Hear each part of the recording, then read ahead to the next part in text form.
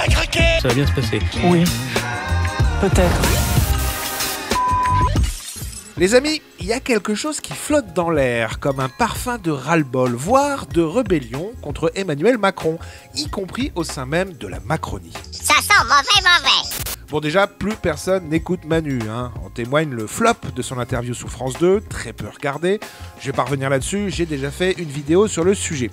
Mais même les plus fidèles parmi les plus fidèles commencent à critiquer ouvertement les propositions d'Emmanuel Macron, notamment cette histoire d'interdire les réseaux sociaux aux moins de 15 ans.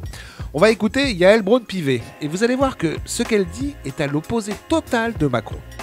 Moi, j'ai élevé 5 enfants, eh bien, il y avait des règles à la maison. La télé, c'était pas tous les jours. Les jeux vidéo, c'était pas tous les jours. Il faut aussi peut-être sanctionner les parents qui mettraient leurs enfants devant des écrans trop tôt. Il ne s'agit pas de sanctionner, on ne peut pas être tout le temps dans la sanction. On doit interdire les réseaux sociaux aux moins de 15 ans. Mais il faut simplement alerter sur le danger, faire prendre conscience à chacun pour que chacun puisse agir au mieux avec ses enfants. Et donc, vous voyez bien que c'est une action conjointe des parents, de la communauté enseignante, de la justice et de la police. La communauté enseignante a de plus en plus de mal à impliquer les parents, vous le savez ça. Mais je sais bien, mais c'est pour ça qu'il faut absolument les responsabiliser, éduquer à la parentalité. C'est un grand chantier que nous devons ouvrir aujourd'hui.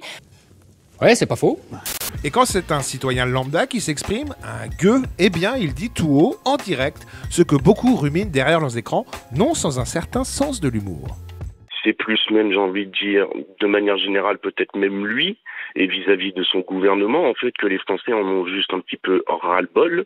Il y a un an, il a fait une dissolution, on a tous été votés, et il nous est venu quelques mois après pour nous dire « Vous n'avez pas compris ce que je voulais faire ». Non, ce que tu n'as pas compris, c'est le message qu'on t'a envoyé.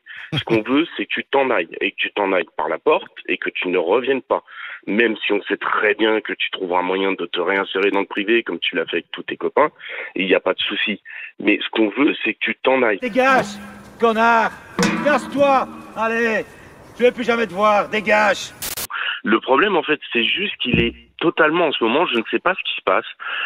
Personnellement, je ne vote pas pour lui, je pense que ça, vous en doutez bien, mais il est dans un moment où, je sais pas s'il est déconnecté, alors je sais pas si c'est les petites querelles qu'il a avec sa femme au niveau d'un avion ou autre chose qui lui monte un peu au cerveau et qui commence à citer des choses un peu invraisemblables. Enfin, faut vraiment qu'à un moment donné, il se rende compte que nous, on en a marre. Maintenant, il faut nous écouter. Parce que là, on en a gros. On en a gros. Manu perd pied et s'énerve de plus en plus, notamment face aux journalistes qui ne posent pas les bonnes questions. Je vous laisse regarder ça.